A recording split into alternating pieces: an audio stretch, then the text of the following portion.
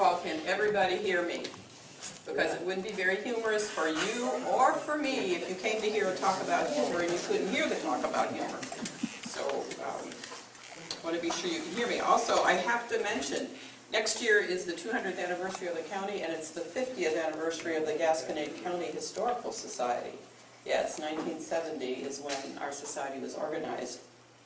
Now, if you came to this gathering this afternoon expecting belly laughs, you might want to leave now, because we probably I won't be sharing things that will provide belly laugh opportunities for you. And if you came to this gathering this afternoon expecting laugh till you cry experiences, you also might want to leave, because that probably won't happen.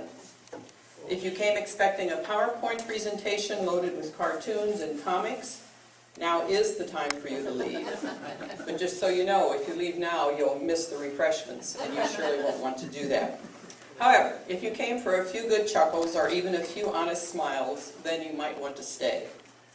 The writer Peggy Noonan has said that humor is the shock absorber of life. It helps us take the blows. Think about that. Humor is the shock absorber of life. It helps us take the blows. She really hit the nail on the head, didn't she? No pun intended. Newspaper editors apparently knew long ago what the medical profession knows today about the value of humor and laughter to human health. Newspaper editors long ago salt and peppered their publications with humor. For our local Gasconade County newspapers, much of the humor originated in the pages of state and national coverage that the local papers purchased from syndicates. Often, however, the humor was at the expense of, or more often than not, with the knowledge and understanding of local individuals whose names appeared in jest or in fun. Sometimes the humor was quite wry. Often today's reader can't be sure about what the writer meant because we don't have the context of the situation that prompted the humor. Often there clearly was much more to the story. Sometimes the humorous reporting was very direct and sarcastic, and sometimes the humor was downright bigoted and racist. I've chosen not to include those examples of so-called humor, as we fortunately have moved past that and they really aren't humorous anyway. The style of writing years ago in the newspapers was in and of itself often quite amusing. Not straight jokes for the sake of telling a joke, rather just the way stories were written. What follows will largely be direct quotes from our English language newspapers, the Gasconade County Republican, the Bland Courier, and the Herman Advertiser Courier. I will not cite each bit of humor that I share as to which newspaper off of the date, because I think that would be extremely boring and would reduce this to nothing more than an exercise in yawning. Not funny at all. If, however, when I'm finished you really want to know what particular bit of humor came from a particular newspaper and what date, I do have that information here with me. The items I've chosen to share come from the period 1882 to 1931, a period when the kind of humor you'll hear is quite prevalent in the papers. Let's begin with a little ditty about the automobile. The context is 1923. Oily to bed and oily to rise is the fate of a man when an auto he buys. The large number of automobiles built in 1922 suggests that more hospitals are going to be needed. I wonder what the auto dealers thought about that little jab about the coming of autos. How about this dig at those who were a bit chubby? Today we'd say they were obese. We are not by any means an efficiency expert, but quite often without effort, our minds do nothing also, and we think of great schemes. Now we have one that will more than double the work of fat male employees. We suggest a rule be established making fat ones wear suspenders. That way they will be able to work with both hands. That's in the paper. You'll need to know the meaning of grass widow or grass widower to get this one. Do you know what a grass widow is, or a grass widower? I remember hearing that as a kid, but haven't for years. A grass widow or widower is one who is divorced or has been separated for an extended period of time. In June of 1896, the following question was debated in the Potsdam, now Pershing, Debating Society. Here's the question. When a grass widower marries a grass widow, is the offspring a grasshopper or a chinch bug? We have been unable to learn how the question was decided. Max Kniesche, a local yokel, a real person who I, by the way, do remember, is at present suffering an eye affliction which makes him see double. It used to be his duty at home to weed the garden. His temporary affliction, however, led him to grab for 2 weeds in place of 1, with the result that flowers and vegetables went with the weeds. His good wife, therefore, made him resign his job, and Max is on the retired list. Some guys are sure lucky, even in misfortune. Paid ads dished up their own version of humor, often like this one. Old Mother Hubbard, she went to the cupboard and found it was bare of a cent, but her bank had a peck, so she wrote out a check, and thus paid the landlord the rent. Have you a checking account to draw on when your rent and other bills come due? If you have not, open an account with Owensville Bank, Owensville, Missouri, everybody's bank. Sometimes actual news was reported with a real humorous twist, like this 1917 news item. Don Cupid has done well for old Gasconade County, for he has proved to the public that though wheat crops were failures and Hughes and Lamb were not elected, Gasconade County lads and lasses possess a spirit of optimism that entertains not the slightest hesitancy about embarking in these troublesome times on the sea of matrimony. 141 couples, young and some not so young, have procured the prettily decorated parchment that entitles them to have the ceremony performed that gives an incontestable title to the prefixes Mr. and Mrs. And by that number, 1916 leads its predecessor by 5. If you don't like some of today's so-called music, you would have had company in 1922. Can you relate to this item? After listening to some of the latest jazz music, we have come to the conclusion that its composers must live near a vacant lot frequented by large yellow tomcats. Can you detect a bit of jealousy in this item originating in Drake in the summer of 1910? Ernst Engelbrecht and a few others occasionally come with their fine automobiles, and we get pleasantly excited, but every time when they have left, we feel sore, because we have no money to buy one and feel as if we had written, "After the ball is over." But by the 1920s, the increase in the number of automobiles flitting about the countryside and in our towns prompted a changing mood in the use of humor about that crazy machine, as more and more people could relate to it. Automobile drivers should give a set of signals when chickens are killed in the road in order that the farmers may be advised and so they can recover the dead chicken in time to prevent the loss of the meat. It was suggested 2 honks to mean we have killed a chicken, 3 honks to mean we have run over a porker, and no signal would be necessary for running over a cow unless it would be the SOS. You may want to protect your ears or not be ashamed to turn red on this bit of humor titled, Intimate Poem. I hate my woolen underwear. It itches here, it itches there. And when I start to scratch somewhere, I'm mad enough to bawl. The blame thing seems to crawl, that ain't the place at all. You will likely recall the importance of food conservation programs during World War I. A Fish Story, All Truth, and that was the title of the article, A Fish Story, All Truth, made the front page in 1918. Ed Butch Wandersay last Saturday caught a 64-pound yellow catfish with his bare hands.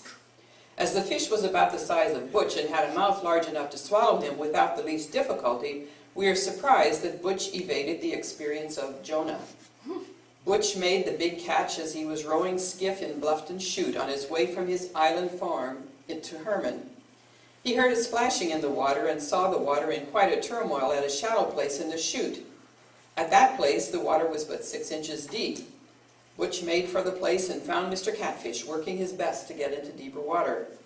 Though at first breathless at sight of the monstrous fish, Wandersay determined to give battle and jumped into the water so as to take no unfair advantage. The head of the deep-water monster looked too immense to be trifled with, and the cavernous mouth gave Butch the shivers, so he decided on a rear attack. One swish of the tail, however, made him change his plans. It was also enough to get his Irish blood to the fighting point, so like a warrior bold, he cast all caution to the winds and met his opponent face to face. The monster must have intended to swallow Butch, for he opened his mouth. Undaunted, however, our young hero rushed forward and plunged, his hand arm's length into the yawning abyss, and with this stranglehold heaved and tugged until his adversary was safely tied to the inside of the skiff. Mr. Catfish was brought to Herman, a captive, and on Sunday and Monday did his part nobly on the food conservation program. Now listen up, men. Since Dr. J.J. Farrell has been elected coroner, when he opens up his drugstore in the morning, his first act is to perfume his whiskers. He generally uses White Rose or Jockey Club, but the other morning he was absent-minded and got hold of the alcohol bottle by mistake. He smelled like a Peoria distillery all day, and some of his temperance customers, like George Bushman, Jake Tapmeyer, and Peter Poppenhouse, were shocked and asked him why he didn't turn over a new leaf on the first of the year. And while we're on the subject of the alcohol bottle, hear this 1892 newspaper report about a whiskey drummer. Do you know what a drummer is? What? Salesman. Yes, a drummer's a salesman. One of the prominent whiskey drummers arrived in town Saturday night and relates a thrilling experience which he had while crossing the Gasconade on his way to Lynn. He says that he had gotten about halfway across the river when his team broke the ice, taking the vehicle, driver and all. The drummer, it seems, jumped out, like all drummers do, and after bracing up his nerves with a drink of water, $4.50 per gallon, he then borrowed an axe and cut the ice, enabling the team to climb out without serious difficulty and proceed upon its journey. The Advertiser-Courier particularly regularly offered all sorts of advice, some purely humorous, others quite pointed and right on. One or two liners, typically. Here are some examples. Next time you undertake to tell a bit of news about a neighbor, just imagine that someone is telling a similar story about you. Then, if that makes you feel good, go ahead. What do you do when a woman asks you what you think her age is? Tell her what I think it isn't. A short wait at the corner may save a long one in the cemetery. This one appeared in the newspaper just 3 days before April 1. If you want to see the latest April Fool, look in the mirror next Saturday morning. 2 glasses of beer will start a man to talking, but it will take 20 to shut him up. Early February 1904, there will be a leap year ball at Noggles Hall next Saturday night. Some of the men will find out how it feels to be a wallflower. Sometimes it took more than 1 or 2 lines to get the point across. The amount of talk going around is surprising. As an example, we heard a certain businessman declare yesterday that another businessman had no sense. The businessman who was said to have no sense is really one of the brightest businessmen in Herman and one of the most successful. You can hear that white is black at any time. Don't pay attention to talk. It is thoroughly unreliable. Some things never change. Without a doubt, having the best interests of their community in mind, one editor opined, "The place for pigs is in the pen.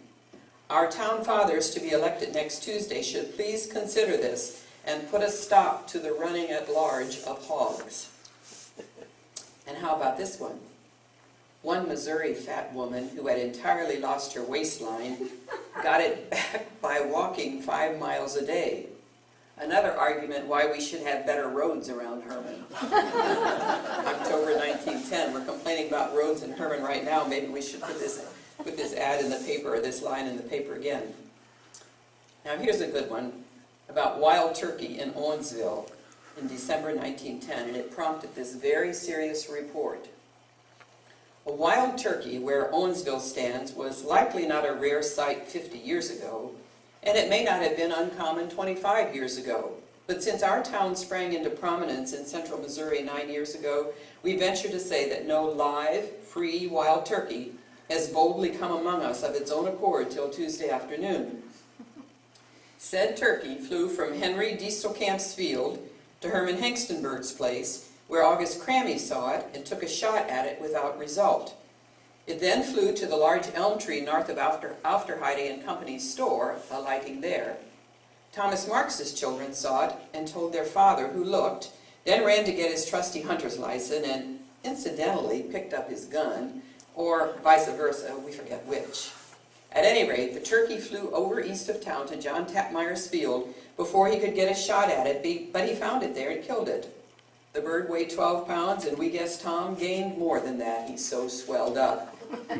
The turkey had a broken leg, and it appears flew towards town when scared up and shot at by some hunters.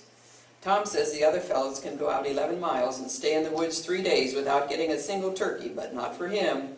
He'll just sit out in front of his bakery with a gun and turkey bone call after this, and between shots recite to the expectant population tales of his prowess as a turkey, coon, and possum hunter. And Tom has a right smart heap of that same prowess, too. One of the editors in our county must have been feeling a bit down. We might say he was on the pity pot when he wrote, "How would you like to be an editor? A lawyer charges a man $10 for 10 minutes conversation. The man insists on paying it. A doctor charges $1 for a prescription, and the patient says, 'Oh, pshaw, is that enough?' An undertaker conducts a funeral and charges $100, and he is just perfectly lovely with everybody inside and outside the family. A man buys a gold brick and apologizes for not having bitten sooner. An editor walks a mile in the hot sun to get the facts of a sudden death, wedding, or social function, and spends 3 hours in writing it up and tells lies and praises people till he hates himself. Then, if he makes an insignificant omission or error, charges 5 cents straight for these extra papers. He is a stingy cuss who never gets anything right and charges 4 times the price of city papers twice as large. In short, he is a confounded most any old thing and ought to be run out of town. Talk about the Iceman. How would you like to run a newspaper?" A man traveling through the Ozarks of southern Missouri went into a small country store. The only man in sight, presumably the proprietor, was enjoying his ease at the back of the store, chair tilted back and feet on the counter, and made no move to come forward. The prospective customer waited a few minutes and then called, "Can't you come and wait on me? I'm in a hurry to get started home." The proprietor shifted his position slightly and drawled, "Couldn't you come in sometime when I'm standing up?" Now hear this rather snide report of an area baseball game from the Gasconade County Republican in the summer of 1917. Not the Austrian cohorts from Vienna, Austria, but the Irish aggregation from Vienna, Missouri. These were the mix who backed us into a corner and cracked our beans with their shillelaghs. The first defeat of the season, too. This is too much. After we had defeated Bell, slaughtered Union, walked over St. James, and trounced Washington, then to have Vienna from Mary's County make us eat from their hands, this we say is too much. In the paper. Now let's hear about some more adventures in driving. The horseless carriage was the fodder for much humor in the newspapers. I cranked her up, the clutch was in, the ground came up, and hit my chin. The gas tank leaked, I lit a cigar, the Ford stayed there, but I went far. The front wheel broke, a fence was knocked, and so to sleep, I was gently rocked. I asked my girl to ride with me, a tire blew out, and so did she. We met a mule, no more to tell. The Ford's in heaven, and I'm getting well.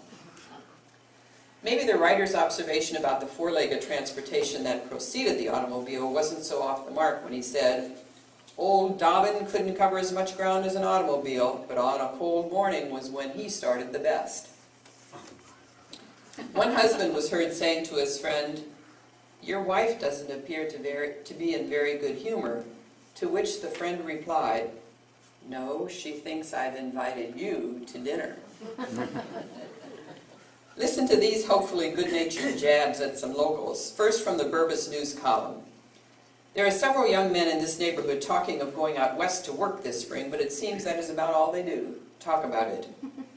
Then, Henry Gehrman, Charles Kaspari, John Fisher, and William Nagelin yesterday left for the state of California with a view of locating and bettering their condition generally. We do not wish to discourage these gentlemen, but we have premonition that some of them will return to Herman laden with wisdom. It's probably a good thing that that item appeared after the men had already left town. I certainly hope that Charles Kimmel, a large man, had a good sense of humor, for in 1898 one-liner stated, "The harder Charlie Kimmel works, the fatter he gets." And Charlie Kimmel was a really big man, if you've seen photos of him. On the merits of living in a small town, the only kind we know in Gasconade County, one editor wrote, "People in big towns are selfish. We would rather live in a little town where the people sympathize with you in trouble, and where, if you have no trouble, they will look up some for you." On the merits of a good wife, "A man never realizes what a treasure a wife is until he is sick," said the lopsided citizen yesterday. "I had been married several years and was never sick until very lately when I got the grip. With what patience and never-ending kindness did my fond Frau watch me and take care of me. Day and night she was on the alert, now with a box of pills, now with a bottle of medicine, again with a big brazier full of something smoking that I must inhale. She soaked my cloven hoofs in mustard water, and she put a linseed poultice on my bald head, and she brewed yard tea and made me drink it, and she read all the family doctor books in the neighborhood, and gave me everything they recommended, until I admitted that I was cured. Then that admirable woman confessed that during all the time she had been tinkering with me, she was as sick as a sheep herself. She had a killing headache, but with the heroism of a martyr at the stake, she never said a blamed word. Oh, I wouldn't trade my wife for a team of sorrel horses." And oh my, what some women had to endure. An exchange tells of a man who got up one recent cold morning and built a fire, the first time during his married life, covering a period of 15 years. When he had the fire built, he went to call his wife, but she was dead. The severe shock produced by the rattling of the stove at the hands of her partner of 15 years resulted in a sudden attack of joyful happiness, which proved too much for her robust constitution.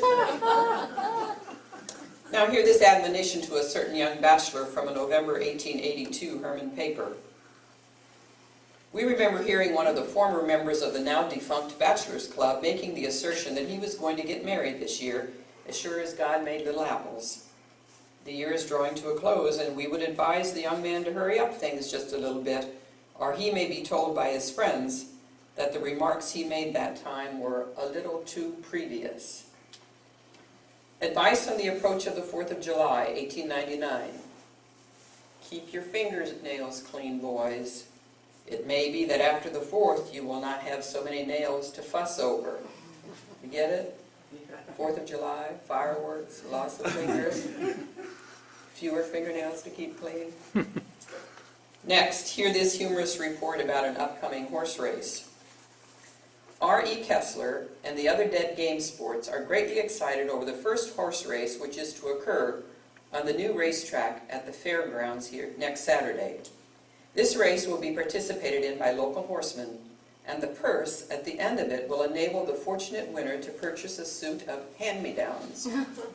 Those who have registered for the race are R.E. Kessler, Theodore Graf, Chris Wolf, George Cretley, Ed Riediger, Captain Benzing, August Begeman, Henry Schilk, and others. Each man is a dead sure winner in his own estimation, but it will be a singular thing if anybody wins, as there is something the matter with every horse in the bunch. Doc Kessler has a very nice nag that can go like thunder if you have it away off in the country where there is nothing to excite it. But when other horses are traveling near it, the poor animal loses his temper and wants to stand on his head. Theodore Graf's bay brings tears to the eye of every beholder. It is old enough to celebrate a golden wedding and has to be fed with a spoon. But it may win if the flies are not too bad. Chris Wolf has a very pretty dark bay that would be just the thing for a missionary to ride. A farmer west of town used to own him. He wanted something faster, so he traded her to Christian for a crippled cow. Not much hope for any of these horses. Captain Benzing is going to drive his mouse-colored horse, which has to be galvanized every half minute. Painter Benzing will take a battery to the track for that purpose. Ed Riediger has an excellent farm horse, which is a little stiff in the shoulders, but it may be able to haul him around the track if not hurried too much. August Begeman has a nice horse, but it has an artificial eye and falls down every time it turns a corner. Henry Shook drives a nag with a defective vision to whom every object is a traction engine, causing it to want to sit on the seat with the driver in the buggy. The chances are all in favor of George Cretley, who drives the only horse in the lot that can really travel, and it is subject to fits. You know, think about what it took to write up that kind of a story. An old minister about to leave his church made the following farewell address. Now listen carefully. Brothers and sisters, I must bid you goodbye. The Lord don't love this church, for I never bury any of you. You don't love each other, for I never marry any of you. You don't love me, for you haven't paid my salary. Your contributions are rotten peaches, moldy potatoes, and worm-eaten apples. And by your fruit shall ye be judged. I am going to be chaplain of the penitentiary. Whither I go, ye cannot go. But I go to prepare a place for you. The Lord have mercy on your souls. In the paper. From Bland, 1911, comes this report.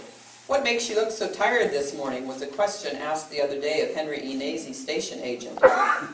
I dreamed last night that the two rear trucks had come from under the local number 82 and that I was compelled to hold the rear end of the caboose up all the way to Union at a running rate of 40 miles an hour. Enough to make anybody tired. Some more sharp quips or sometimes outright jabs pointed at who knows who. No innocent bystander is hurt in a night riot when he is at home in bed. Why did you even permit your husband to buy a flimsy, rickety automobile like that? He recently got himself heavily insured against accidents. In trying to become attractive, some girls spend too much time on their complexion and not enough on their disposition. How happy a man would make all feel if he could be as patient around the house as he is when he goes fishing. The devil will soon be busy. The town school quits this week.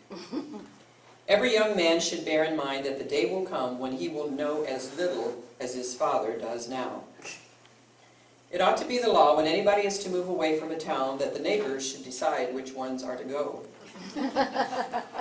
Any ordinary man can shine in society if he has a bald head to do it for him. Who all went visiting Sunday? Wonder why people visit so much. If you split the tongue of a crow, it will learn to talk. If you split the tongue of a woman, she will quit talking. There are a few women in Owensville who ought to have their tongues split. Ooh, ouch.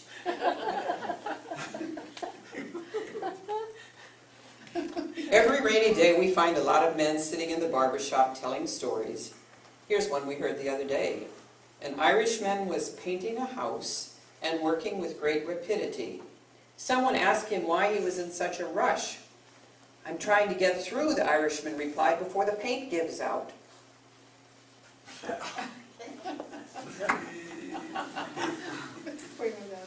I say, who was here with you last night? Only Myrtle, Father. Well, tell Myrtle that she left her pipe on the piano. When a young man calls on a girl sometime and stops off suddenly, it is not because he proposed and was refused, as is the popular belief, but because he is afraid if he keeps on, he will marry her. The baker, the frog, and the skunk all went to the entertainment at Old Bland.